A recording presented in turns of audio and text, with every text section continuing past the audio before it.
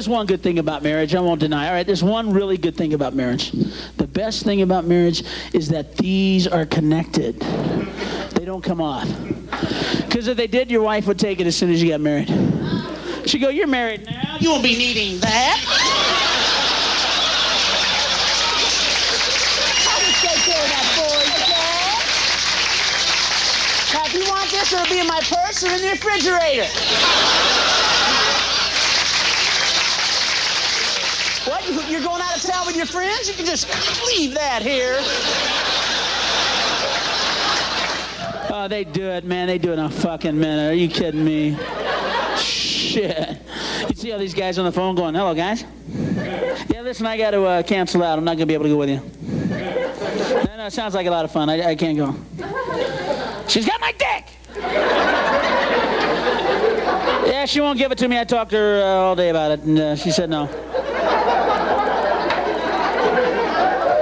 Yeah, she's pissed off. I tried to sneak out of the house with it this morning. I was halfway out the drive, and she came running out of the house, and I had to give it to her right there in the street. Okay. Okay, I'll ask her. Hold on. Honey, it's the guys. Yeah, they just called to say that they're all taking theirs. But I was just going to take mine because, everybody else taking theirs. They didn't want to stand out or nothing. I was going to... Okay. Now, she said no. She said, no fucking way the dick stays here. Yeah, you do me a favor? If you see me working on the yard next week and stuff and around the house, you do me a favor? Kill me. Kill me. Are you my friends? Do you love me? Do you remember when I was a man and I controlled my own destiny? Kill me! Kill me! Shoot me in the fucking face! I want to die! I beg for death! Ah! Ah!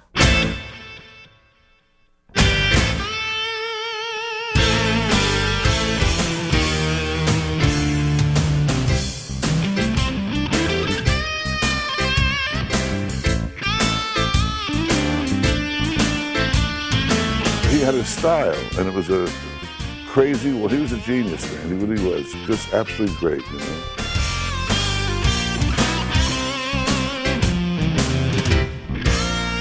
I just remember him being off on some profane, perverse, post-sacrilegious diatribe. Who is this rotund, kind of crazed individual prancing the stage? His voice, his appearance, the long jacket, the beret. Beret and the trench coat. He had this overcoat.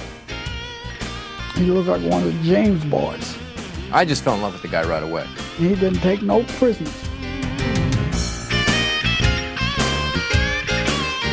He had huge heart, big heart, very funny, outrageous. I just thought he was hilarious. It was all eyes and that mouth, even all those caricatures that they had of him, especially the first several years, were... There's someone who's gonna scream for you.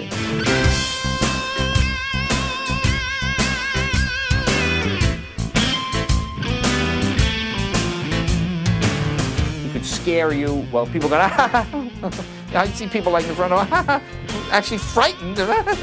But he scared them into paying attention. I used to tell him, I said, man, if you ever get in a happy relationship, your comedy's over.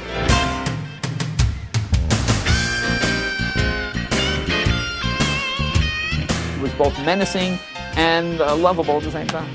He was a very funny man.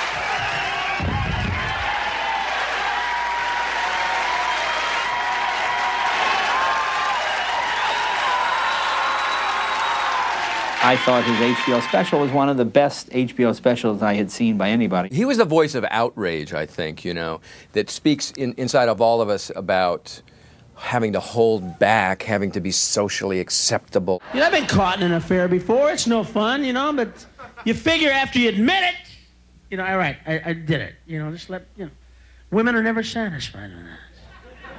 It's never enough to just go, I cheated on you, I'm sorry. That's all I want to know. Did you fuck her? Did you fuck her? How many times you heard that one, guys? You know, you go, yes. Yes, I did. You think that's the end of it? Then like a day later, it's like, did she suck your dick? Ha! Tell me, you cheating son of a bitch! If it's taboo and it's the truth, it's really fun. And Sam tapped into that vein, and people love that. It's ballsy, you know. They want to see it come from the heart, and they want to hear it, even if it's dirty or controversial. I mean, it was part of what he did, and I accepted it, and it never bothered me, and I always thought he was terrific. I sat her down. I said, listen, I got to tell you the truth. I've had like 8 affairs on you in the last year, and I feel real bad about it. And I don't blame you for breaking up with me. If you want to break up with me, break up with me. I wouldn't blame you. And I felt like such a fucking jerk, you know? And she's crying. Don't go. Don't go, you know? And I'm hearing this, and I'm going, I can't believe this. This is love. This woman's going to forgive me. It's going to be better than it ever was. I'm going to be a good man. Yeah, this woman has convinced me love is real. People can forgive each other and go on unaffected, man. I really got into it. I came home. I was the nicest guy. I didn't cheat anymore. I felt so good about myself. And in 4 months, this fucking vicious bitch.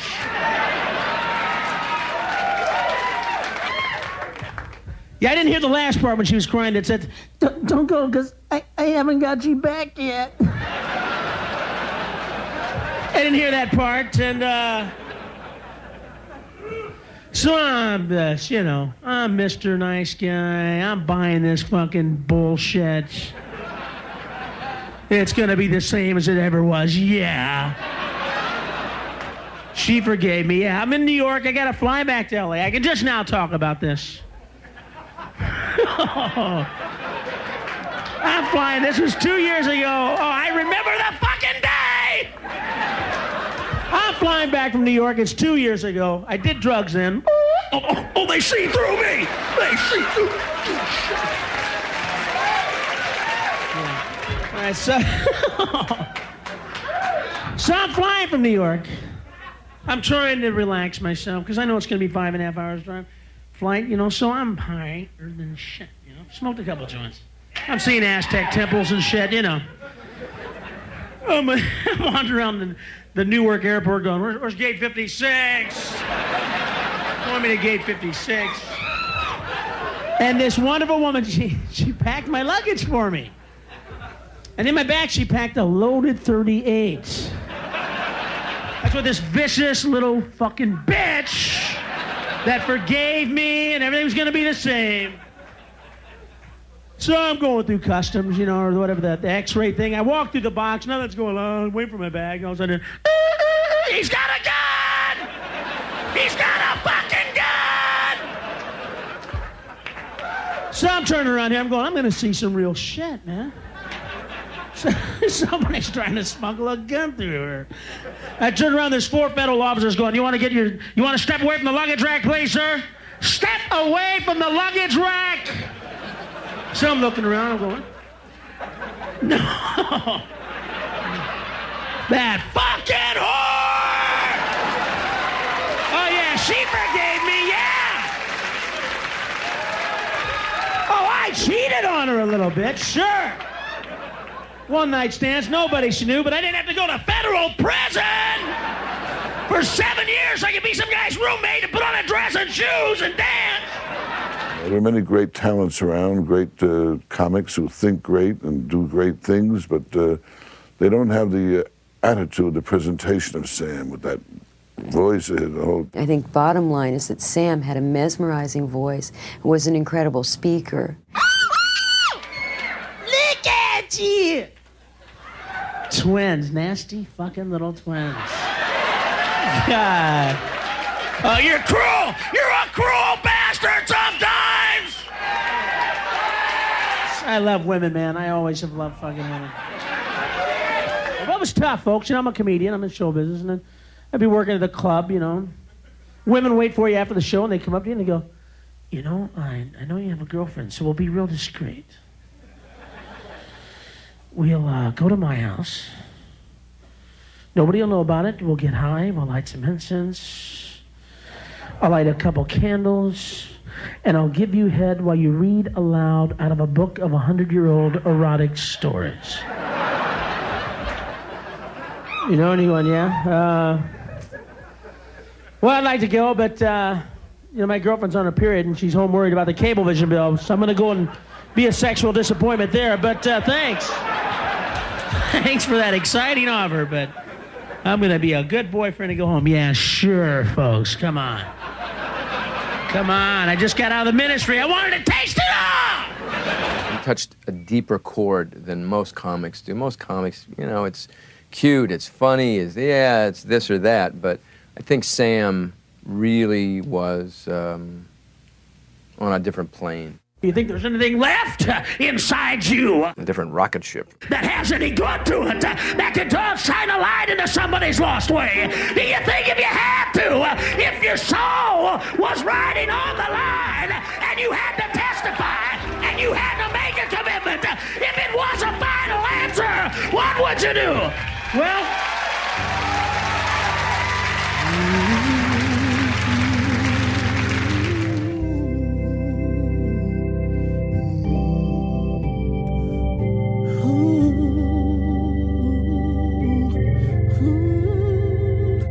My mom and dad were preachers that were kicked out of the Church of God.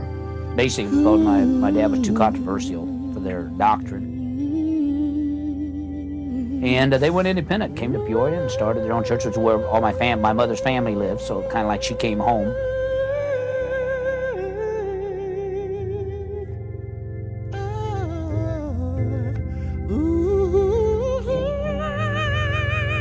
From what I remember, Sam's background was his family were evangelists. He understood the Bible, he understood deeper spiritual things, but he spoke from the heart, and I think his humor came from the heart, and it wasn't necessarily an act. Sam was raised very religiously. He was raised as an evangelist. He used, I think, their technique to draw people in. Sam was born December the 8th, 1953, which was like 3 weeks before my mom and dad's life falls apart in the ministry. Then they end up in a divorce, and Sam was, I guess he was 10 at the time. So it was very traumatic for him. Okay, now stick with me because it gets real complicated. But before I was your little son, before I was your baby, your dependent, I was a free spirit in the next stage of life. I walked in the cosmos, not imprisoned by a body of flesh, but free in a body of light. I knew all things. There were no questions, only answers, no weaknesses, only strength. I was light, I was truth, I was a spiritual being, I was a God, but you had to fuck and bring my ass down here. I didn't ask to be born. I didn't call you up and say, please have me. Can I work at Winchell someday? I didn't ask shit. You fucked, you had me. Now you want me to pay my own way? Fuck you! Pick up the fucking check, Bobby! I think one of the first real changes in Sam's life, he was 3 years old. We was living in the projects there in Peoria. And I was in school. It was really a weird deal because I was in school. I heard this ambulance siren, and I knew they were going to get Sam. I didn't know how. I just knew that something had happened to him. And what had happened is he was playing and had followed a ball out in the street, and a semi-truck hit him. And he ended up with 30% brain damage and grand mal epilepsy, which no one except the immediate family ever knew. None of his wives ever knew that he was epileptic. And never had any seizures, although they said around the age of 40, which he's very fearful of, that he would start having these seizures. And but it totally changed his personality. Up to that time, he's a very passive, laid back, at 3 years old, very passive, very laid back. And next thing you knew, he's aggressive. And I remember when they brought him back from the hospital, I thought they'd switch kids on us. I really did. I thought the real Sam was still at the hospital somewhere, and we had a new Sam here. He had went back to wetting the bed, which he did till he was 15 years old. He started drooling again, things that he would have done as a child. But I also think was probably responsible for a large part of the the comedic genius later on in him because, he's unpredictable. I mean, in his mind, he knew where he was going. Nobody else knew where it was going. I know they messed around with this guy's book. I read the Bible. I know they messed around with this guy's book. They did, man. The guy was under too much stress. He could heal. That's a pain in the ass. His subject matters were wild. The sick will find you wherever you go. If you can heal, you've got a new full-time job, folks. But the wildest thing was his presentation. They'll find your ass. You can't take a piss. Because, oh, Jesus! Are you in here? You got a minute to look at this? Blind guys are coming in and go, where is he? Where is he? People didn't believe this man. He said he was a preacher. And I believed him. Nobody could be like that if he wasn't a preacher. So this guy had those days. It's just like, oh, man, I see another leper. I'm going to go on. He ran away from home at the age of 14. We never saw him for 2 years. Didn't know if he's alive or dead, even though our father did, but he never told us. That was the deal that he had with my dad, is that as long as he wouldn't tell any of the rest of the family where he's at, he'd stay in touch, and he did. Jesus had a tough life, boy. I read about that guy. Jesus is the only guy that ever came back from the dead that didn't scare the fuck out of everybody, man. He's the only guy that ever crawled out of a grave where people didn't go, oh, oh! Oh, I just saw some fucker crawl out of his grave! I don't believe I'm seeing this shit! Did you see that? This guy just crawled out of his box through the earth! People are losing and going, oh, oh, oh, the dead live, the dead live. Go get a stake, put a stake in his ass. Cut off his head, kill him again. Jesus comes back, he doesn't get any pressure, no static, nobody's upset. He climbs out, he's walking around, nobody's upset.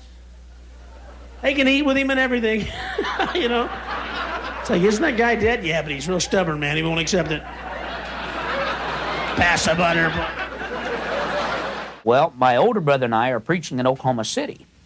And we're on the radio. We're in this crusade. We're on the radio. And after the service is over, we get a call from Sam. And he's in Oklahoma City, been hitchhiking across the country. Somebody had picked him up and had this radio station on, and he recognized us. And so we picked him up. He was 16 at that time, so we picked him up at the Capitol and, had this ballin', reunion. And then the funny thing is that my mother was in Tulsa, which is where we were going. And he made me call Mom before he would go, make sure everything's right so she wouldn't kill him or whatever. We went into church, and his mom said, now, you're going to preach this weekend? He goes, oh, yeah, I'll preach. And I'm going, wow, this guy's going to preach. Well, the next morning, I wake up in my bed, and there's a radio. I turn the radio on, and good morning, listeners. Boy, Lord has something in plan for you if you just wake up and believe in Him. And I'm going, that sounds like Sam. And sure enough, they have a radio station in their house, and where his father had his radio show out of. And it was Sam on the radio. And I listened for like 15 minutes, and it was just perfect. It wasn't fake. It wasn't send your money. It was real honest talk about God. With preaching, you have a lot of, comedy, people just expect you to make them laugh, so. Preaching, the churches I was in, they expect you to do a lot more, change their lives, heal them, give them the right information about life and God, and that's a heavy responsibility. So I guess it's easier to be a comedian. I've been doing it longer, so I must be having a better time. It's one thing to stand up in front of a bunch of people at night who maybe are having a couple of drinks and they want to laugh, and that's why they're there in the first place, and they actually get mad at you if you don't make them laugh. It's another thing to go to a place on Sunday morning and to get people to actually open up their wallets and hand you money. And he also said he started preaching that Jesus wasn't coming back, that he was already here, and he was inside you. You had to find him. I don't preach too much anymore, as far as to myself.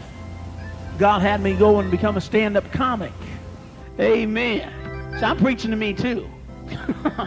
Amen. Come on. That's where the best word comes from, when you're not afraid to expose, amen, your own flaws and examine yourself. That's how you get delivered. You get delivered by this. Also, what can defile a man can deliver a man. David did the reverse of that scripture. David delivered himself. He preached to himself, said, Saul, why are you bound? So also what cometh out of a man can deliver him and procure him. Amen. That'll save you a lot of phone calls, won't it? Come on, that way if you don't get in touch with Brother and Sister Marnie, it'll be all right because you're walking with deliverance inside of you. You can deliver yourself.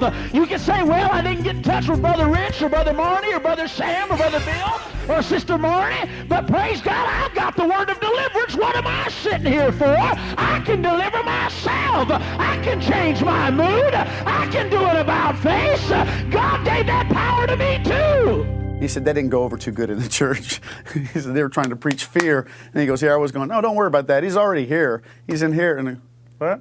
You mean we don't have to give money every week? Nah. And he'd go, man, that was great tonight. Why not go, yeah, you laughed your money right out the back door. People who come from that kind of background, the evangelical, play to crowds in lots of ways. Were you a serious minister? Yeah, I was. I just have kind of a relationship with God, It's kind of like Colonel Sanders' fried chicken. It's got several secret herbs and spices. Why did you leave it? That was a good money maker, wasn't it? I became disillusioned. I was never into the offering side of it. I've been put out a basket, and I say, hey, if I've blessed you and you want to bless me, here's the basket. I didn't do very well, actually. You were not a good minister. No. Well, not financially. I didn't rake in the bucks. He was definitely, I think, rebelling against the hypocrisy of all those evangelists. I wish they would understand that people basically, I think, know who Jesus is. Maybe I'm guessing, maybe I'm way out of line here, but I have a good feeling that generally Americans and the people throughout the world know who Jesus is. So it's a little frustrating to keep hearing about how that, we need your dollars, we need your help, because we want people to know who Jesus is. Hey, we know who Jesus is. Get a fucking job. And he saw how corrupt it was, by the way. Because all these guys would, oh, lovely healing hands. I see a 9-foot God. I need your money. Yeah. Oh, God, don't get me started on that fucking subject. Oh, man. The amusement parks is what killed me. How they scam people into believing that Jesus wants us to build a Ferris wheel. And then, God willing, by this spring, we'll have our own log ride. Hallelujah. For he said, he that believeth in me, yea, shall not be able to ride this ride unless he is over this height.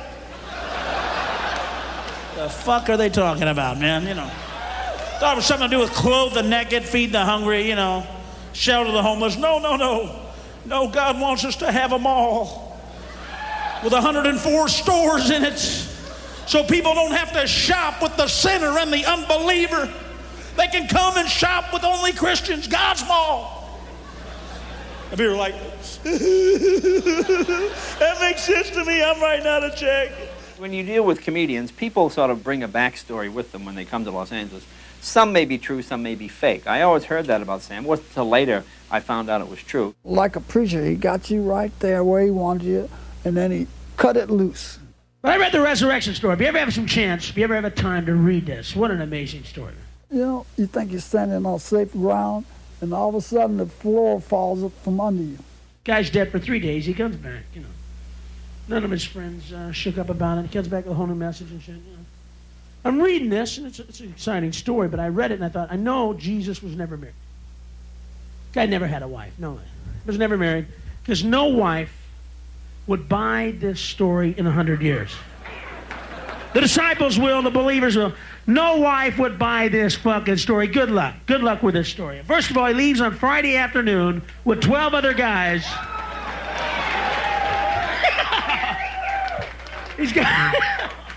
He's gone for 3 days. No message, no way to get in touch with her. He comes home Monday afternoon looking like he hasn't slept. And seems like he's partied out, man. And Mrs. Jesus is just waiting, going, oh, okay, I get to stage 3 of this show. All right. Oh, great. Well, I'm glad you can find your way home, Savior. Where's your 12 friends who won't get a job? How are they? Yeah, disciples my ass. They're losers. Every one of them are using you. You're not even smart enough to know it. Anybody says, I believe, we put them up and feed them. I'm secular. Where are they at? Jesus is going, I don't need this shit. Not after what I went through this weekend. No, honey, I'll tell you right now. Come here. Come here. Come here. I'll tell you where I've been. First of all, not that it ruined your weekend any, but I was dead! Do you understand that, you fucking bitch? I was dead! While you were sitting here on your ass, I'm in a grave outside of town. I'm fighting death, hell, decomposure. I'm about to come in a spiritual form and go in the kingdom of God. I go, wait a second. I better go back because she doesn't know where I've been. So now I gotta fight the angel of death, get my fucking soul back, crawl out of the grave, come on to this shit because I missed you, honey! He was a natural to appeal to crowds. Now, the method he chose was anger, but he could have appealed in lots of ways. His method was anger. What I liked about Sam was that was an honest anger. People are going, man, aren't you afraid to tell jokes like that? Don't you have just a small chill that runs through your fucking blood when you tell a story or jokes like that? No. No, folks, because I'm not worried about hell. You go, just think about go to hell? No. Because I was married for 2 fucking years! Hell would be like Club Med! Hell would be like a fucking resort, man. And you left it, why? Because it wasn't proving fruitful? Well, I got a divorce, and it was like 1978. In the ministry, that is it. Man, you can be a homosexual. Nobody will think anything. You can be a con man, a sham, or anything else. Fine. You get a divorce, that's like the death knell. He said that a preacher couldn't preach after getting a divorce because here you are teaching wisdom and strength and spiritual strength to a flock, and yet you can't handle your own marriage. And I sat my family down Christmas time. I said, I'm leaving the ministry. And they thought I was going through a phase. And they said, well, what are you going to do? I said, I'm going to be a comedian. They went, yeah, sure.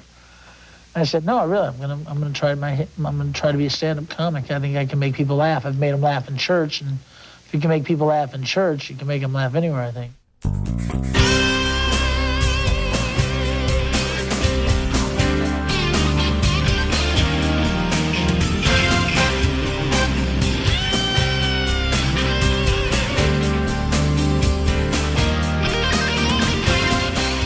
First time that Sam had ever been successful in his life was in comedy in Houston, Texas. He wore a suit on stage. His hair was real short, and he knew how to wear a suit. Now, I was 20 years old, so he would have been 26. But he carried a power with the suit. And, I mean, at that point, I didn't even know how to tie a tie yet, And I said, wow, this guy's carrying something a little bit different. So when he got off stage, I go, where'd you get the suit? And he goes, oh, I was a preacher for years. I got a ton of these. And I go, oh, really? So he explained to me how he could take a crowd over and stuff because he knew how to walk right up there and go, oh, yes, God's got something for you today, Sam's in Houston. He's doing all this, I don't know. He really doesn't have a lot of material, but he's funny. One night he said, watch what I'm going to do tonight. He went on stage and he started doing his act. And this was in Texas. Now, there's like 60 seats in this small club. And a lot of cowboy hats. The boys wouldn't take their hats off. They'd sit right up front, have their cowboy hats on. They'd be judging you. Come on, be funny. Come on. You got to remember, you're in Houston, Texas. I mean, you got like shit kickers, everything else down there. Here's a guy from Illinois. He goes, you guys had a great night tonight. And you've seen a lot of comedy, but I guess you never expected this to happen. Guy would be there with his date. Sam would jump off stage, throw the guy on the floor. There with his cowboy boots and jeans, and started humping him, homosexual raping the guy. Grabbed the guy and threw him on the floor and just started hunching on him. He goes, you never thought you'd be homosexually raped right in the middle of a show, did you? Woo-hoo! And everybody'd just be dying. I'd go, dude, one of these days somebody's just going to beat the crap out of you. But I think he was so intimidating on stage that even the cowboys didn't want to mess with him. And, of course, the place would go nuts, and everybody would come back the next week to see that crazy guy who would rape the 300-pound cowboy in the front row, And he's there about, I would say maybe 3 months. And Rodney Dangerfield comes and plays at the Civic Center. I first met Sam. I was doing a show in Houston, Texas, and when the show was over, they said, "Want to go to a comedy club in town?" Went to a comedy club, and Sam was one of 4 comics working there. Rodney, as he would back in those days, and Sam did later on, really from what Rodney did for him, is he'd go to the local comedy clubs. Well, he came over to the Comedy Annex. It so happened that when he's there, Sam's on stage. He was young and raw and everything else, but he was by no means a finished product. I know a lot of comics, they try to make an impression and try to get the audience to like them, and I think that's important for some comics. But me, I take a little different approach.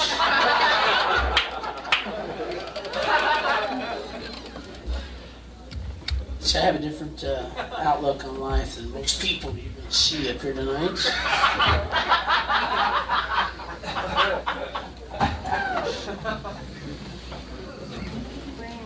You know what you people are going to have in common? What? You're going to wish to God you never saw me. And then he'd say something that made you understand, except that, ah! You're gonna walk out of here unified and with one thought, I wish to God I never saw him! Ah! You will beg God to forget my face! Ah! But you can hear that scream of his, you know. People were talking about him like, hey, there's this guy who screams, he's really funny. There wasn't just a scream, there was substance. But even the show was over, though, I asked to speak to him for a couple of minutes. He came over and joined me at the table, and we talked a while. And even then, he was like something weird, even though he was very young and not developed at all, you know. Said, hey, all women can't be that way. There's some good ones out there somewhere. There's some women that know what it means to commit, to be faithful, to be one in love, engulfed in passion. But you know what? I haven't met any like that yet. All I have met are whores, liars, bitches from hell. Oh, I think it was shock value, but nevertheless, it still said something. The only kind that turned me on.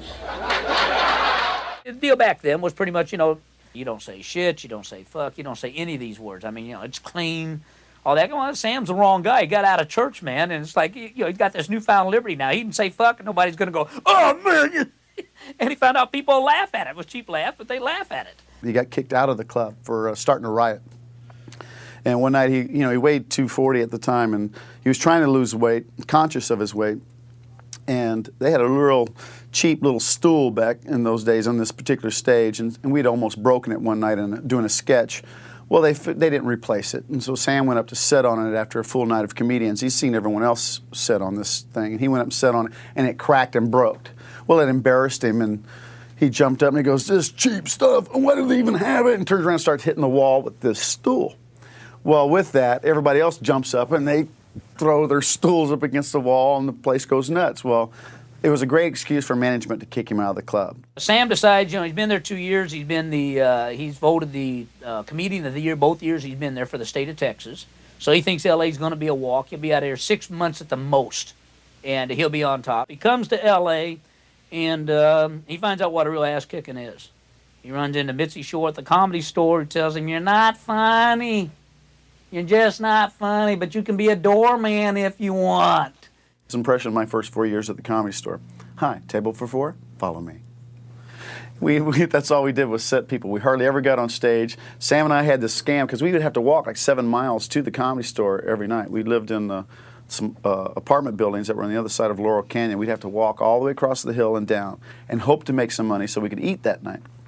So we had a scam worked out the door where we'd come with like $5 or $6 in our pocket together. One of us would take it, walk a group to a table, and come back while, let's say, Sam was standing at the door with another group of 4. I'd walk up and go, "Sam, here's your half of the tip." And people would think, "Oh, we have to tip the doorman." That's how we made money. You know, we'd survive, and we'd come across with $15, $20 at the end of the night and go, "We've got cat fare home. We don't have to walk." It was just kind of the screaming doorman at the time. And then he became a comedian from that. It's fascinating to watch people grow from these beginnings because you go, what's wrong with this guy? Why is he screaming all the time? He yelled. And then the subject matter was something else, you know. He went everywhere. I mean, he took you through it all. A trip he did. You know, it wasn't even performing at the very beginning.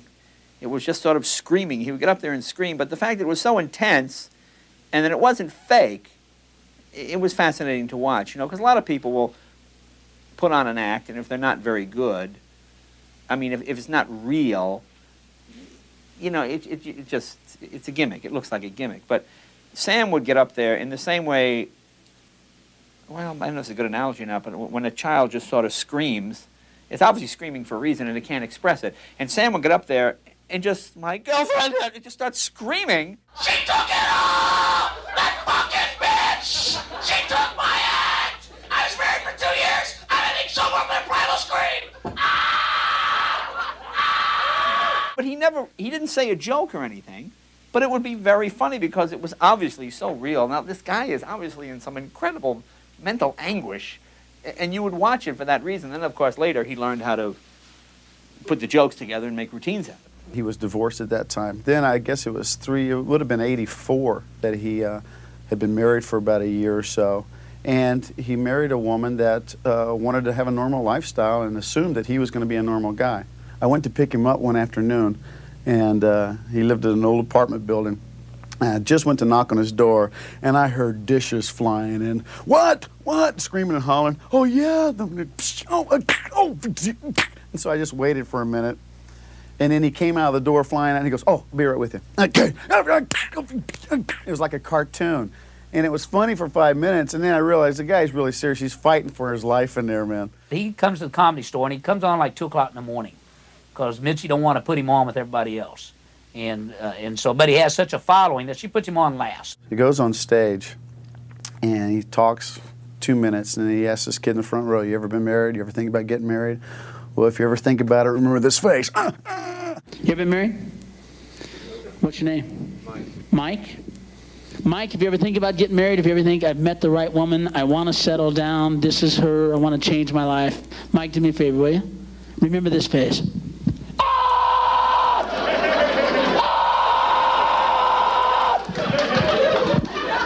Because if you get married, Mike, that's going to be your fucking face, pal. Every day you wake up, you look in the mirror, you go, what did I do? What did I do? He connected with the pain and horror of rejection and isolation. Because he's a man, obviously, he's dealing with these women issues from a man's point of view. And that, you know, he was in hell in these relationships. One of my favorite things that he said was after he broke up with someone that he really loved, and then she would keep calling him.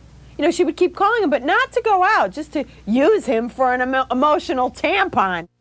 Rodney Dangerfield enters the picture again. And Rodney is getting ready to do either it's the first annual or second annual Young Comedian Special. And he's already got it all cast, but he happens to be at the Comedy Store. Sam's up, and he decides he wants Sam to, he's going to bump somebody, which to this day, Rodney's never told myself or Sam who he bumped. And so I was doing an HBO show then, and I said to him, be in the HBO show with me, you know? Sam never did contests, because he never would have won one. You know, with this kind of comedy, you never would have won a comedy contest. So Sam tells him, said, I don't do contests. You know, Rodney's going, I want you to do this HBO showcase. No, I don't do contests, right? Rodney calls me, and he goes, hey, you know, your brother's missing a good chance out here. You know, I'm talking to him, and he won't do this thing. And I go, Rodney, he doesn't do contests. And I'll never forget Rodney going, what the fuck is it with you guys, man? It's not a goddamn contest. And he said, I can't do it. He says, because the way I'm working, he says, I need time. He says, I can't cook in 6 minutes. I need 15 minutes before I can cook, you know? But Sam would start off really slow and just draw it out before he got going because he didn't have 25 minutes yet. So I said to him, I says, no. I says, you can cook right away, man. You don't have to wait no 15 minutes. Go out, you got to style it. Just start in right away, you know? I looked at world hunger realistically. I go, wait a second, I can solve this shit. I got a weekend free. I'll solve it. You know what the problem is, world hunger? We've been sending them food. You want to end world hunger? Stop sending them food. Send them U-Hauls, luggage, some buses, some public transportation, and send a spokesman out and go, you know, nobody ever called your country smart, but we're not dumb, all right? And it just occurred to us that we've been doing this for like 60, 70 years, bringing you pizza and fucking donuts and shit out here every day, making the trip. And today we thought we'd do something different. Yeah, we thought we'd put your fucking ass on the truck and take you to where the food is. Right? Because you live in a desert. See this shit? It's sand.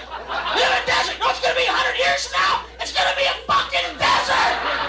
Winchell's isn't open up a donut chain out of your asshole. You live in sand. What are you going to do? Make a milkshake? Get the fuck in the truck. We're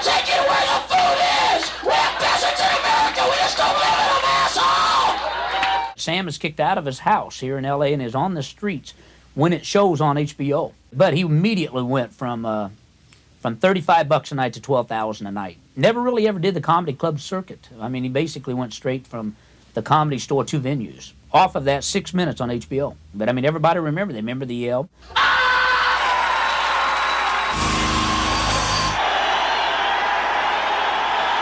For some reason, I bring out something to people. They just can't come up and go, you know, I enjoy your work. You're a funny guy. It always has to be, oh, oh, oh! I remember we had so hard for he and I to get used to because we went to Vegas right after he hit.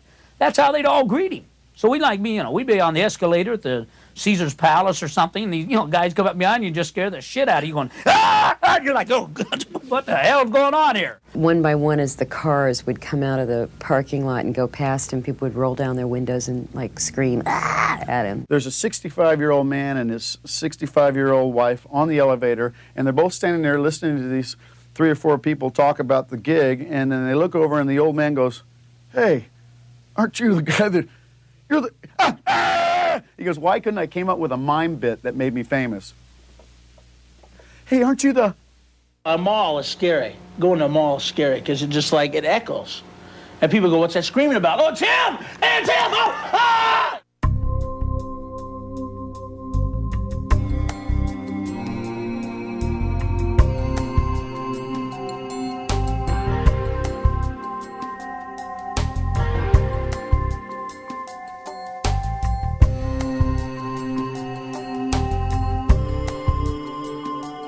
I thought one of the gems of his career was when he hosted Saturday Night Live.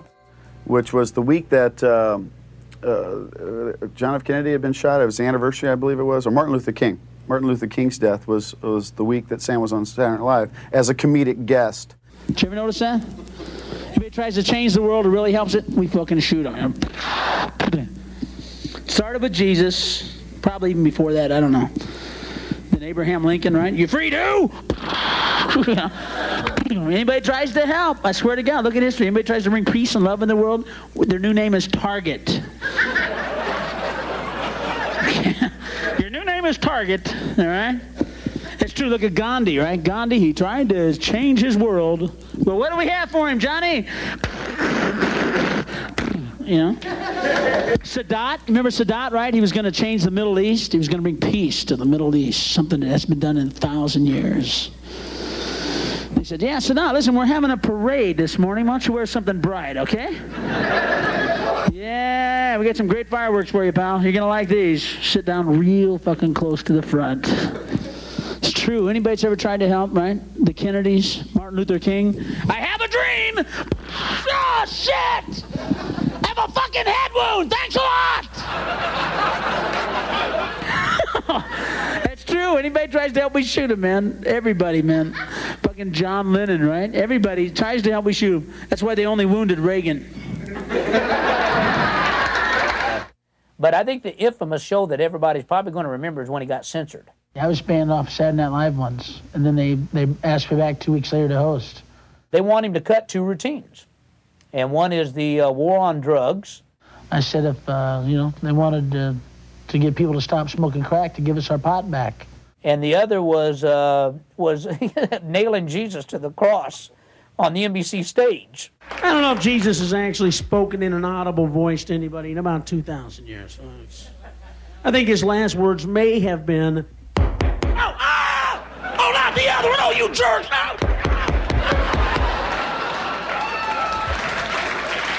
It was just so alive. It was so spectacular.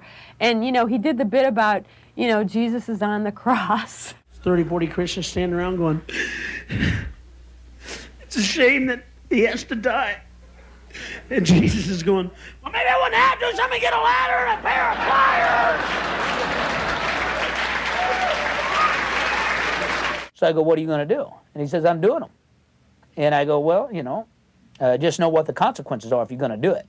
You're messing with NBC. He's up in heaven right now. They're going, why don't you go back down to earth? Be a symbol of peace and love to the world, help. And he's going, yeah, sure. Help, huh? Yeah, I'd like to help. Tell him I'll be there as soon as I can play the piano again. Thanks a lot, like being the only savior that can use his hand as a fucking whistle. And you know that he wasn't supposed to do that. And he went beyond the censors, and that's what made him great. Brandon Tartikoff, he goes on, in the media, and he goes, Sam Kinison will never work NBC again, everything else. And for one of the few times, Sam listens to me and keeps his mouth shut. I'm going, man, just keep, because everybody wants to interview him. I'm going, just keep your mouth shut. Man, let's get into damage control. If you keep your mouth shut, maybe, everything will work out. I remember agents talking about, oh, that's the end of him, that's the end of him. Well, I'm talking to Lorne Michaels off and on, right? And so it gets to the point that Lorne tells me, man, people are sending in shit. And I go, what? They're sending in, bad letters or what? I said, no, they're putting shit in envelopes. They are putting human feces in envelopes and sending it to NBC. And then he came back, they invited him back, so it just shows, go for the muff, I say. Go for the muff, Don't tone down for these pigs. I remember I watched his progression. He came on as an act on it once. It was kind of so unbridled that they sensed they had lightning in a jar, and they made him the host then. Everybody was glad to see him because we liked him. But comedians are so competitive anyway. I remember us all being a little subtly pissed that one of our ilk was now hosting a show we were on. We are a vicious group. We're nice people, but we're bad. I don't mean no harm, but that's the truth. There's some deference to the host, and we were having trouble submitting to that yoke with one of our own. That's that feisty little gladiator camp Saturday Night Live. You'd see a guy walking around with a foot in his mouth, and you say, well, how did he get that foot? And then you see the guy with no foot, and you go, oh, that's why. Welcome to Contemporary American History. I'm Professor Turgidson. Great actor. Sam was a great actor, That's why when he was in Back to School with me, I put him in there to write a part quick, and he was great in that, He was a great actor, Sam, A lot of people think history is just facts. It's just information about the past, but not me. I hold history very sacred. Sacred. The way the farmer looks at the earth and he holds it sacred. The way a Christian takes the Bible and he holds it sacred. The way a lot of people hold their marriage sacred. That's how I feel about it. So why don't we dive right in by interpreting one of the easiest events in the last 20 years of American history. Now, can someone tell me why in 1975 we pulled our troops out of Vietnam? The failure of Vietnamization to win popular support caused an ongoing erosion of confidence in the various American but illegal Saigon regimes. Is she right?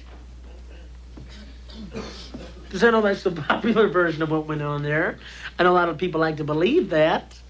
I wish I could, but I was there. I wasn't here in the classroom, hoping I was right, thinking about it. I was up to my knees in rice paddies with guns, and then we're going up against Charlie, slugging it out with him, while pussies like you were back here partying, putting headbands on, doing drugs, listening to the goddamn Beatle albums. Hey, Professor, take it easy, will you? These kids, they were in grade school at the time. And me, I'm not a fighter. I'm a lover.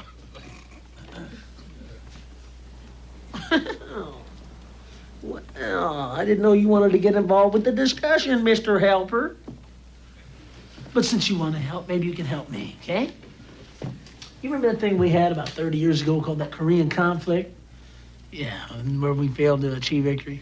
How come we didn't cross the 38th parallel and push those rice eaters back to the Great Wall of China and take the Berkeley brick and nuke them back into the fucking Stone Age River? How come? Tell me why? Say it! Say it!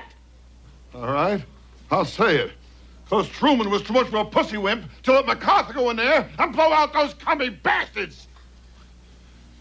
Good answer. Good answer. I like the way you think. I'm gonna be watching you. A good teacher. He really seems to care. About what, I have no idea. And you got to work, I told him, where you can look good. You see, Sam, when he did a show on HBO or Showtime, or a place where you can express yourself, that's what he needed. And when he went to the networks, he was confined. And therefore, it created a problem for him, which he didn't need. He should let himself only work where you look good. And he looked best when he could express himself any way he wanted to, you know. I guarantee you the first time, every guy in this room, the very first time they had to lick pussy, they were on their own. Was anybody there, guy? No, we were on our own. We didn't know what we were doing. We were bluffing. We hoped it felt good. We hoped it was right. We didn't know. Nobody helps you figure this shit out. We didn't get any pamphlets from the fucking government. Mom and dad are no fucking roadmap. What are you gonna do? Ask them for sexual advice. Help yourself. Go, Mom, Dad, you know, I met this girl and she's really special. And I really wanted to make an impression on her, so I was wondering, could you help me out? How do you lick pussy? Just give me some hints. Give me some Southern pops I could use, and yeah, sure, help yourself. Nobody helps you, man. You got to figure this shit out on your own. Women won't help you. Women won't help you. Women won't give you a fucking clue. They enjoy your awkwardness. You can lick a woman's pussy the wrong way for 5 years, and she won't tell you. She won't tell you. No, she just laid there with that sexually frustrated look on her face. Like, she won't tell you. She'll tell everybody else. She'll tell her mom, her girlfriends, her hairdresser, her little sisters, everybody else, man. Well, he's just not sensitive. He doesn't know my needs. He doesn't know enough to shave and make his face smooth. And he doesn't hold me after I come. But she won't tell you. That's why guys are on their own. That's why I try to help. Because I've been through this, folks. I've learned the hard way. Gentlemen, I'm just trying to help. I swear to God. Just trying to help. Fucking A, man. Trying to help. Yo, Sam, how can we do it? How can we do it? If no one will help us. Well, this is why I came back, guys. Because most guys don't know what they're doing. They're awkward. We don't know. We have to be shown, ladies. You have to tell us. You have to show us. Most guys lick pussy like they're painting a fucking fence. They don't know what they're doing. They've got one stroke with it. The girls go, Jesus Christ, we're being licked or weatherproofed. Hey!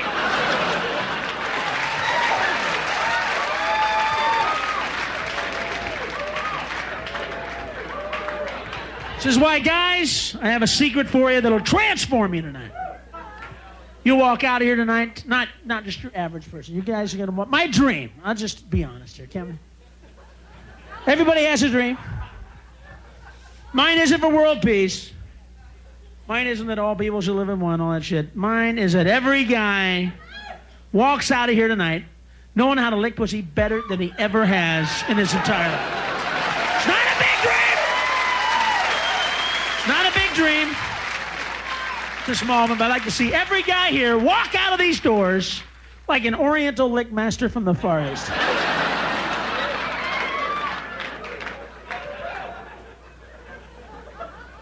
Yeah. Say, Sam, how can that happen? How is it possible? Well, the next time you have a woman that you want to impress, you want to show her the most exciting sexual time of her life. You want to be the darkest chapter in her sexual diary.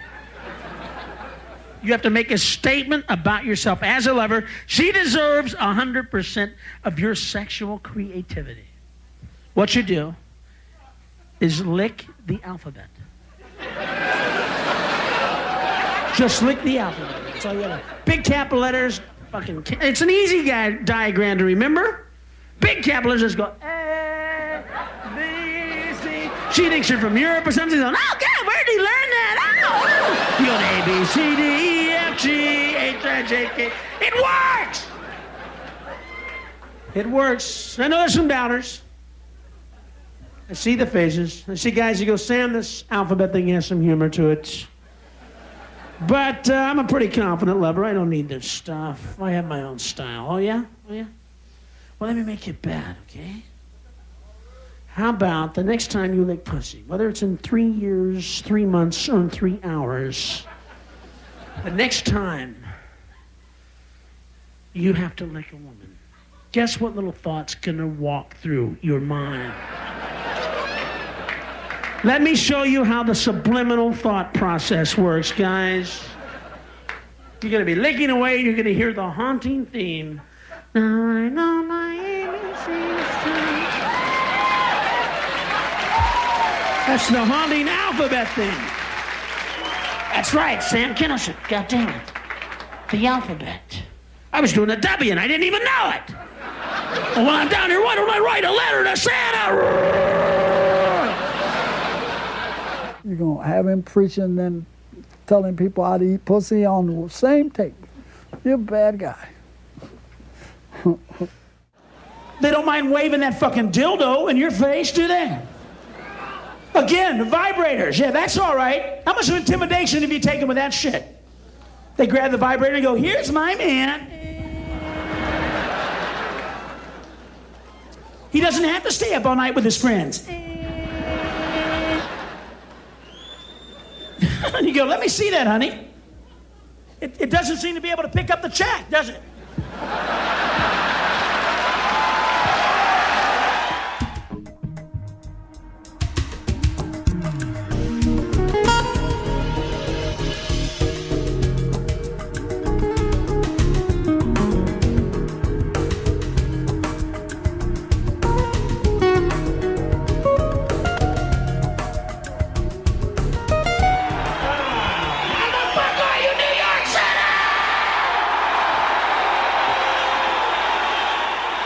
I think live performance in front of an audience, I don't think there's probably anything more difficult. That kind of performance is, I don't know how you do that and then stay straight after you come off stage. I mean, it's like such a high. Yeah, it's hard. And you get up there and that's all there is, you and whatever you say or do.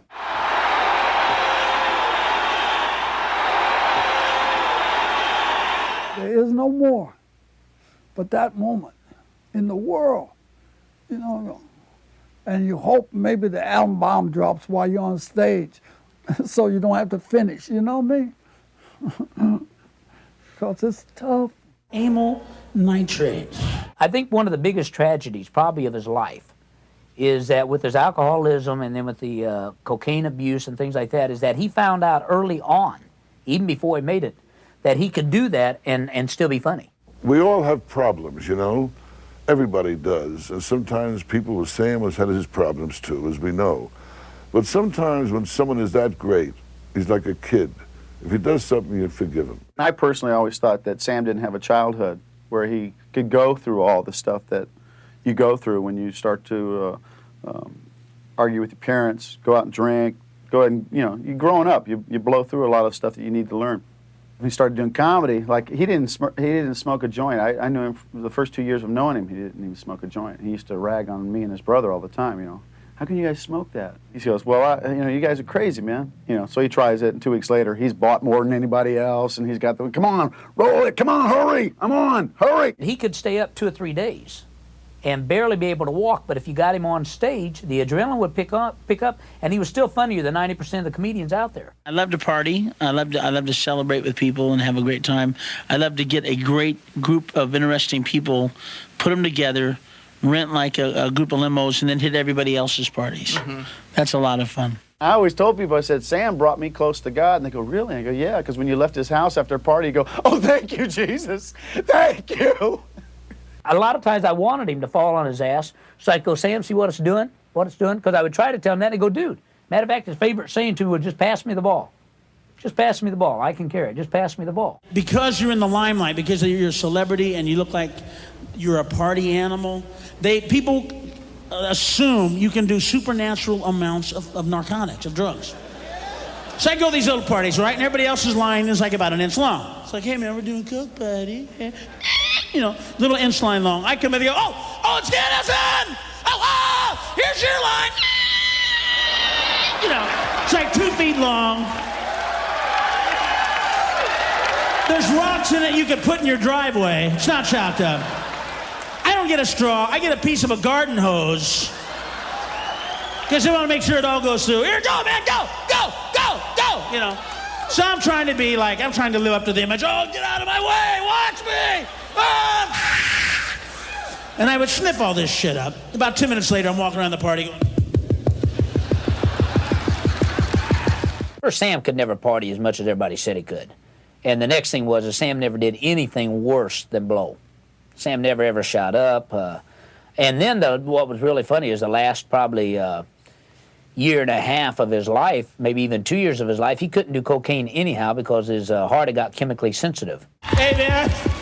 Hey, man, have you got any shoe polish or something I can drink to slow this down? You think shoe polish will kill you? I need something, man. There's nothing left to drink? I wish you'd have told me that before I did this 2-foot-long line. You fuck. All right. Well, listen, you guys keep partying. I'm going to go ahead and lay down and beg God to live for a while, all right? I'm just going to go ahead and lay down. You guys keep rocking. Keep rocking, man. If you think I'm kidding, you just come out to Los Angeles sometime and I'll prove it to you. Because if you think this word just excites you, you're wrong. Amen. I can walk in, Sister Laura, to a room, 200 or 300 alcoholics and drunks and miserable, depressed people, Brother Marnie, that are just so discouraged that they'll pay $6.50 and a 2-drink minimum to laugh. Sam was really, I think, a rock and roller at heart. Yeah, he wasn't even so much the shock comedian as he was the rock and roll comedian. He was like a rock and roll experience, by the way. And his real desire, I think if Sam really had a desire he wanted to do, it would have been to be a rocker. A lot of my audience is metal rock and young people and Is this teenagers. the real you, Sam? This is the real me, Larry. Or this is not a shtick? It's not a stick. Well, it's probably a touch of stick. And there's a little hook involved. There's But, got to be a little. A little hook. I'm 36. And he taught himself how to play the guitar, taught himself how to play the piano. Every instrument he played, he taught himself how to do it. You know, he was better than average at it. I wrote this about this girl that I met about 5 years ago.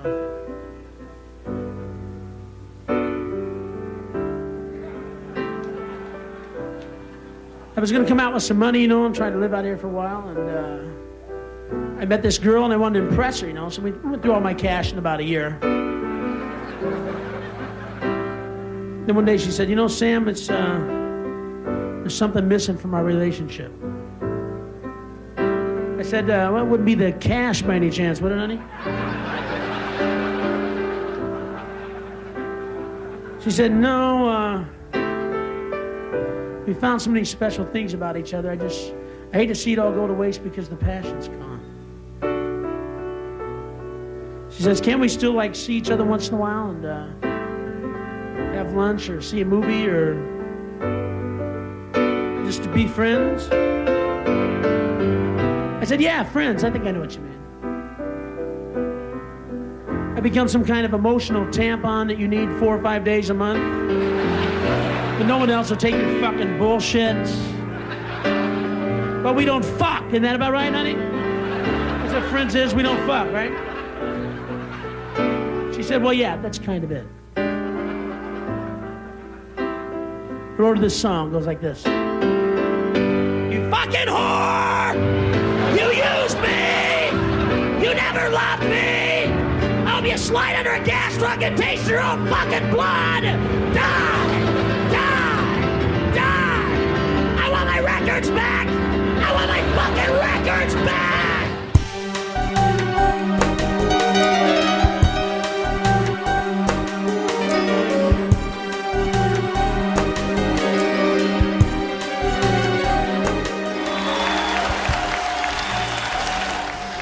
Half the people laughing, the other half of the crowd's going, what kind of jokes are these?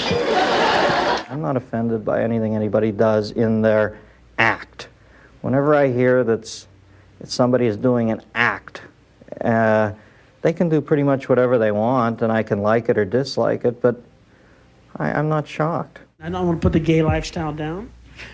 Oh, they see through me again! I didn't pull it off, oh shit! I wish I'd have known him better to know how much of that was forced and how much was real. AIDS has really made it a popular sport, huh? You never know that in a performer because you never know when an actor's acting. Sometimes because they do it all the time. I made one joke and I said that they say heterosexuals die of AIDS too. Name one. And I throw the mic out in the audience, you know. It was like Capital Vermont. And off that one joke, you are known as a gay basher? I became a gay basher, and all of a sudden I was, you know, are you saying that targeted by these heterosexual groups. I mean, it wasn't like the gay community wasn't without social persecution before this disease. It isn't exactly like they were being greeted by veterans by whom, well, there's one! God bless you, buddy! bet that there were some places in Sam's life where, yes, he was purging for us. I'm not against the cure for AIDS. What are they, fucking nuts? I want to see that disease cured. But also he was just saying exactly, you know, what he really, really felt, and we kind of put him in that position. AIDS is really, oh man. Thanks, guys. Thanks for giving us the Black Plague of the 80s. Thanks!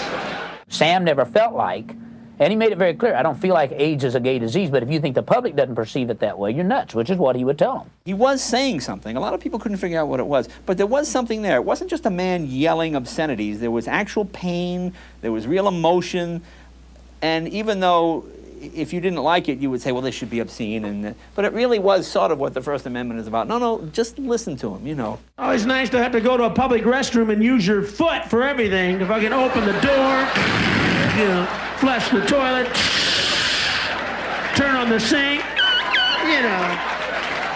And he started getting a lot of controversy from the gay rights movements, and they would show up at the shows and protest. Do you now do more gay humor because of... No, matter of fact, in my next album, I did some medically correct jokes because they said my jokes weren't medically correct in my last album, which I remember when I went to medical school to write jokes, that was one of the big rules, was not to do any medically incorrect jokes. There was never a time that went, hey, yeah, that sounds like a good idea.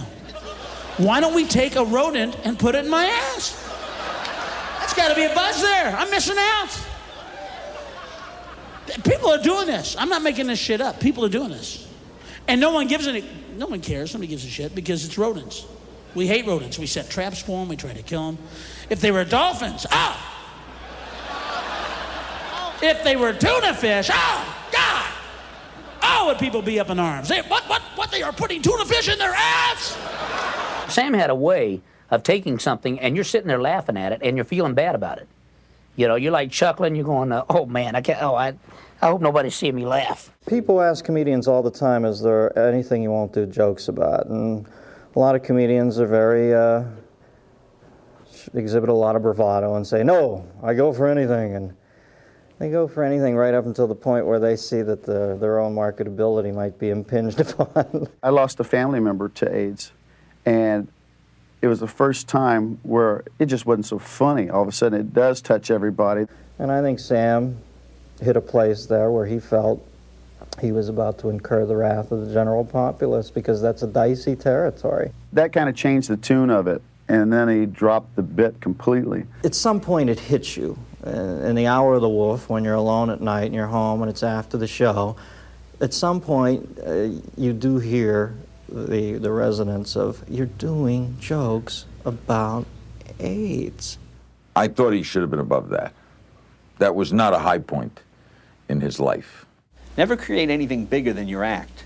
That was probably, not that it was a mistake, but that's something that Sam did. He created this thing that had to get bigger. I mean, finally, near the end, when he had routines about necrophilia, how do you top that? I mean, I just meant it as a joke because that's what I do. I tell jokes and people go, oh, God, you believe he said that? I remember Sam used to always be pushed to be remember on the old TV show Combat, there was always one guy named Cage who had to take the point. Every day he'd go, Cage, take the point. Sam was Cage, and the point must have given him a headache periodically.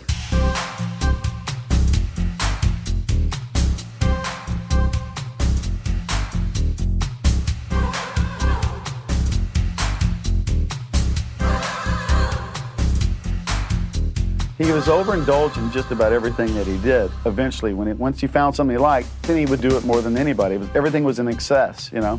And when he realized, I better slow this down, I obviously have a career and people look up to me, then he was very hardcore. But his problem was he didn't drop too many of his friends. You know, I'm going to change my life. Yeah, right. You know, he'd hang out with the people that wouldn't let him. That was the old Sam. That was the devil-may-care Sam. The reckless, drug lord, alcoholic, boozing bastard from hell Sam. Oh, the one you guys missed.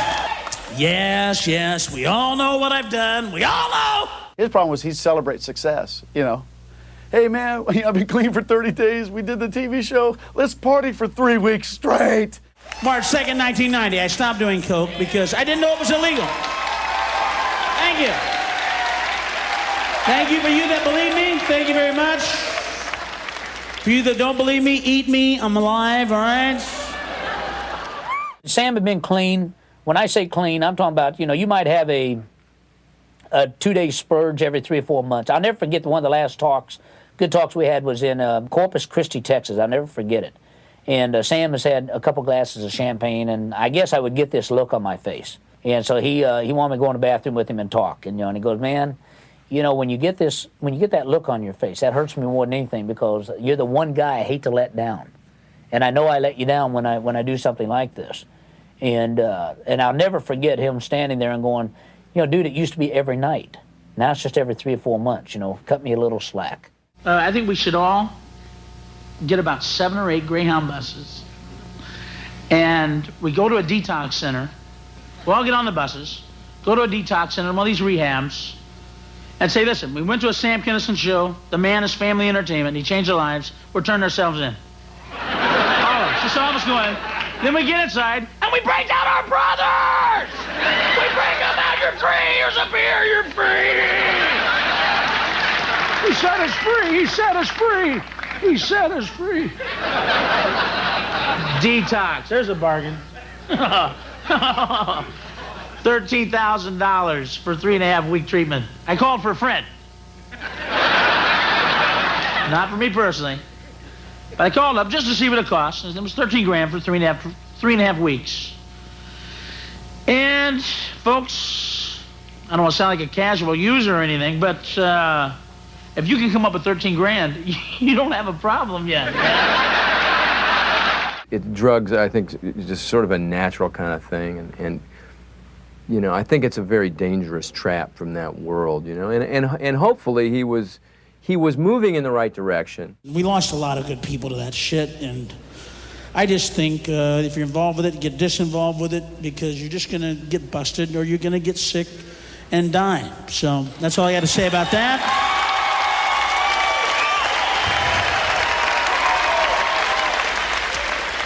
But yeah, I've had those nights where you come in and you piss in your suitcase. Have you ever done that? That's fun.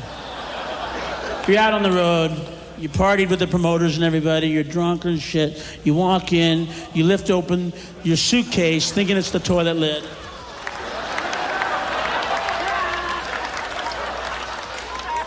And then you wake up next day to put something on, you go, ah, fuck, ah! Hey, who pissed on my clothes? They go, you did, man, don't you remember? Don't you remember when you pissed on your clothes? He's like, no. No, I can't remember that. Because I think if I could have remembered it, I wouldn't have fucking done it. So I must have been pretty out of it to take a fucking piss on my clothes. Wouldn't you say? But I want to thank you guys for letting me do it. Thank you. I want to thank you for letting me be the home entertainment center last night. How many people did I actually show my dick to? Do you remember?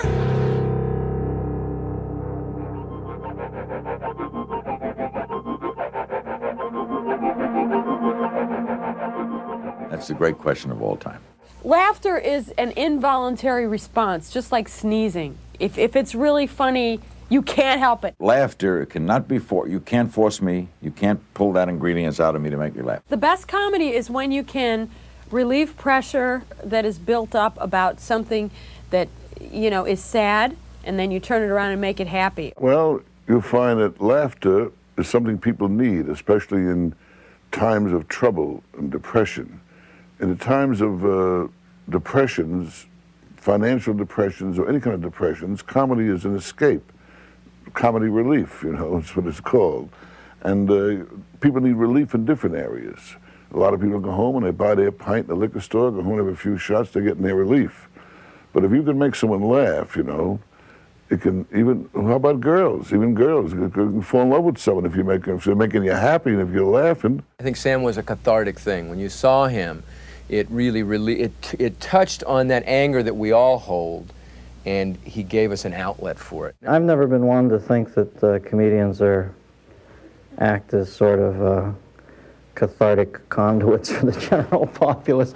I think there's a prime directive, and that's to get laughs. I think you're probably looking way too deep. You laugh because it's funny. I mean, there's no other. It strikes something in you, or you laugh because it's ironic, or you laugh because you relate to it. But ultimately, You laugh because it's funny. I mean, let's be honest. You go out in the street and there are people screaming like Sam, and I'll tell you this. People got obviously Tourette's syndrome, or he's got some other problem. You laughed at him because it was funny. Really, that's the whole. If the man was not funny, we wouldn't be talking about it. Ultimately, it was his ability to go serious, serious, serious, boom, funny. I think Sam made us examine our own honesty. Truth is always funnier than fiction, always is. And I think Sam hit nerves that we were afraid to laugh at. He was fun to watch. I watched him every night for 13 years. Guy made me laugh every single time. He opened up his weaknesses. There was nothing hidden in him. There was nothing sacred. And in so doing, he made us do that. And we got to laugh at ourselves while we were laughing at him. And I think that's why we laughed and wondered, why are we laughing? Because we was laughing at ourselves. Why people have to laugh? Because it's in them. It's waiting. It's there. It's like in your gut, you know? And if somebody touches their gut, you know, I prefer to see people bend over, ache. You know, that means to me I did good.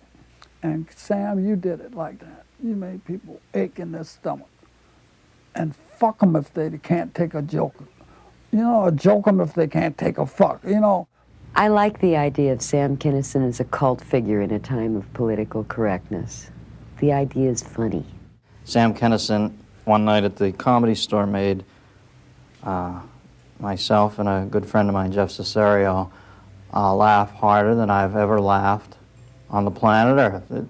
I can literally isolate it as the hardest I've ever laughed. And so when they asked me to do this, I thought, oh, I don't even know if Sam would dig that sort of bullshit. And then I thought, oh, you got to report that story. I just remember him being off on some profane, perverse, post-sacrilegious diatribe. There was hardly anybody there, and I was in the audience, and I was losing my breath, and I was pounding the table. I looked at Cesario, and it all hit me, the most pure understanding of comedy I've ever had, that it's the very involuntary nature of it that makes it so desirable. Everything else in your life, even indeed dramatic emotion, seems to be premeditated, or there's some DEFCON system that tells you it's about to come. You stage in from 5 to 4 to 3, but you never know where that big walloping motherfucker crease your skull with a pool cue laugh is coming from. And as I sat there in that moment, I said, I don't think I'll ever laugh this hard again. And I looked at Cesario and I said, is that the hardest you've ever laughed? And he couldn't even breathe. And I said, wow, I think we just entered the sanctum sanctorum. Check this out. This is dark. This is it. He goes, Sam, when did we hit the bottom? This interesting sense of humor of yours. This is it. This is ground level, folks. This is the 7th level of granite rock right here. We fucking touched it. I read the paper. They said that a group of homosexual necrophiliacs have been going around to mortuaries offering them money to let them come in at night, spend a couple hours undisturbed with the freshest male corpse. I wasn't trying to sell this as a fucking home game, all right? It's a story I read, folks. Jesus Christ, give me a chance to do some journalistic reporting here, will ya? I felt the same way. I read this thing and went, oh, thanks for the visual!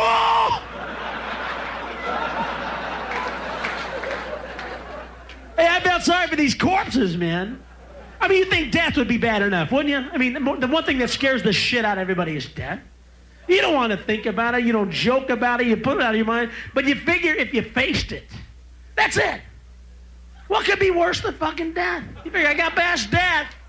I mean, you hated it, but at least you lived through it, you know? You got by it and all that shit.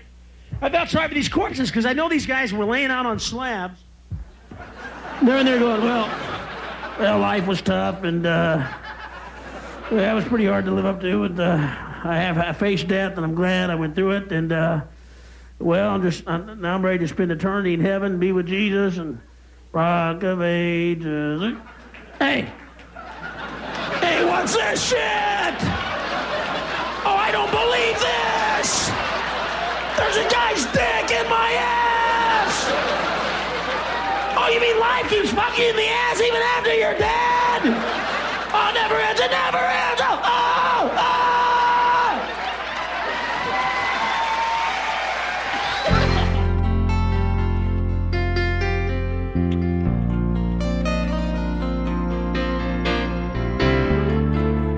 And I told a young man the other night, he's going through a lot of torment and a lot of oppression because he lost a brother in a tragic way. And he's just going over his mind, and he's just living in such a guilt. And I said, let me tell you something. If this brother could tell you anything, he'd say, enjoy your life. Don't worry about me. I'm being taken care of. If there's a burden here, it's for you. This is what the Word said. The Word said, rejoice at a death. Because they're just being swallowed up into the love of God. They've never had it any nicer. There's no reason for sorrow when it comes to death. Because in God there is no death. Jesus said, any man who believes my word, hears my saying, shall not see death. The people of this world scare me a lot more than the one in the next. I think that one's pretty much taken care of. I hope it is. This is the place where everything can go wrong and screw up. I have a feeling like there's a divine order after this life, and things go a lot smoother. Of course, I could be wrong. I could be on a spigot for eternity going, oh, I was wrong. Sam, even to the end of his life, Sam considered himself a believer. He never felt like that he wasn't a believer. He felt like in his sense that he was still a Christian.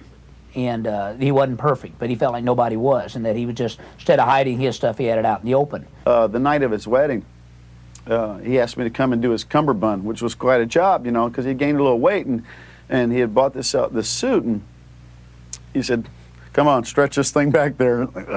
I'm working on it, and in the middle of this, he goes, I don't know why I'm supposed to tell you this, but I feel to tell you this. Get things right with God.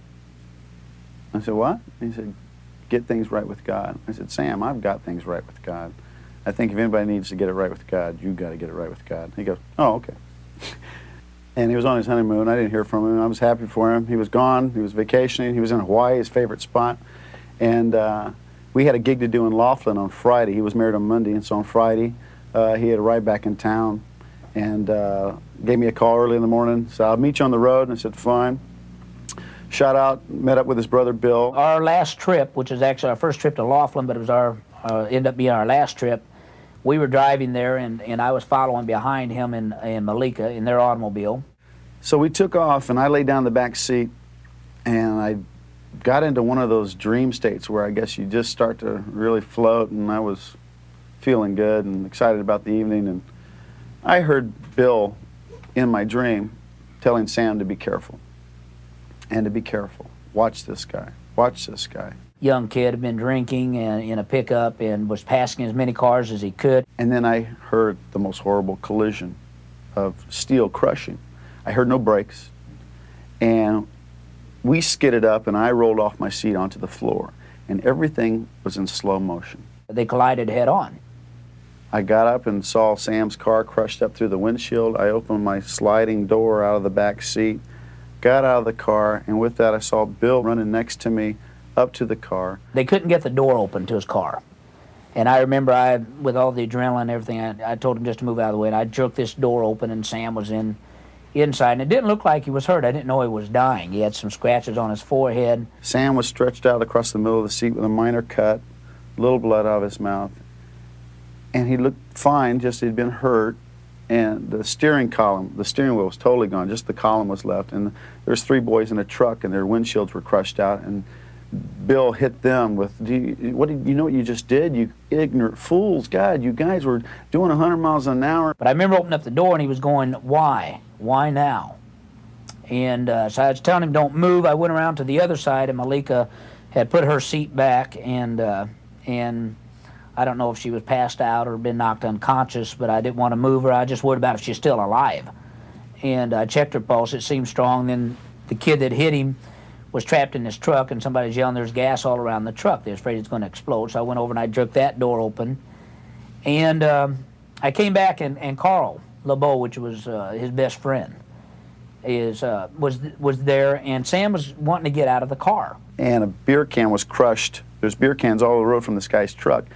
And a truck was driving by and crushed beer all over us. I said, get the beer out of the road. And with that, Sam came falling out onto my lap, and I fell on my butt. His head was in my arms, and he was talking, and he was looking up to the right, and he was going, I don't want to die. I don't want to die. Why now? Why now? Sam kept repeating, that I heard, he kept repeating, why? Why now? Why? Why now? I said, you're not going to die. And he said, but why now? Oh, okay. Okay. Okay. And I felt him leave. Carl told me that twice he had said, I don't want to die. I don't want to die. And then finally 3 times he went, okay, okay, okay.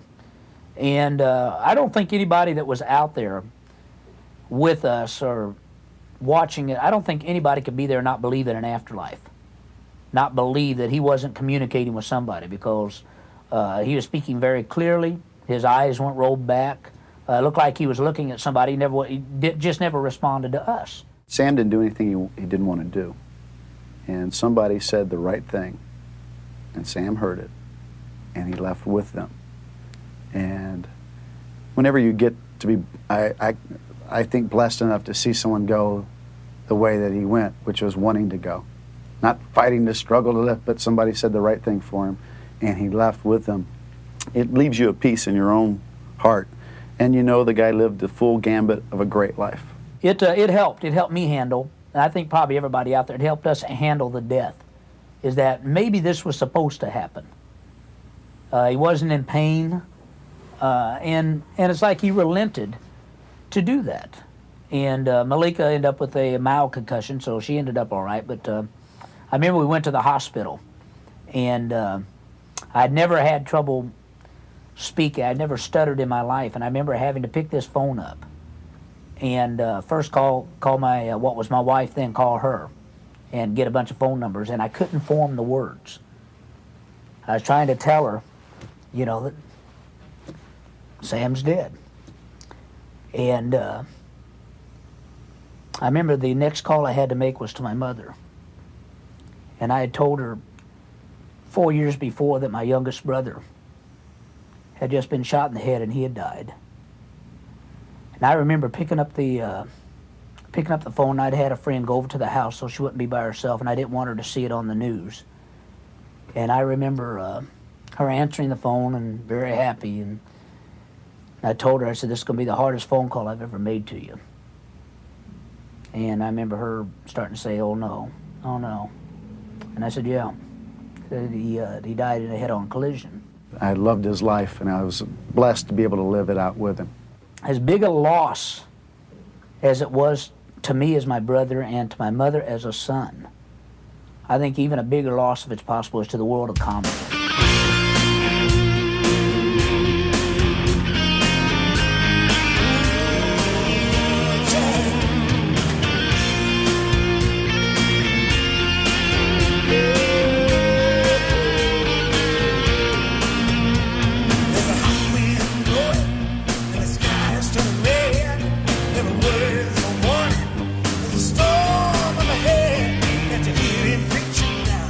Don't you know his name? If you come any closer, you might get burned by the flame.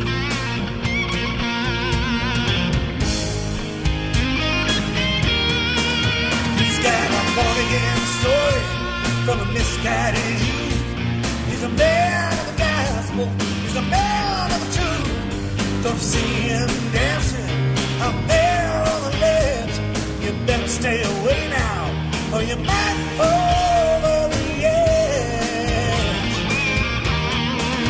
He was a eagle on the road, big enough to hide a heart, but he holds it all together when the whole world's falling apart. It's a eagle on the coast, don't you know that's where it lives?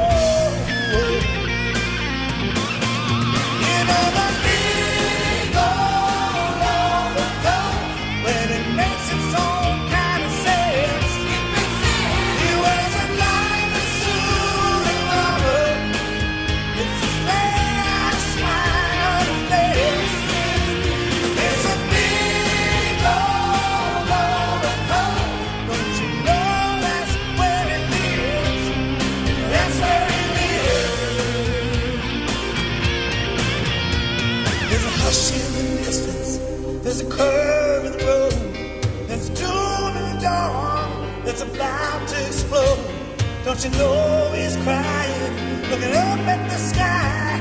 If you come any closer,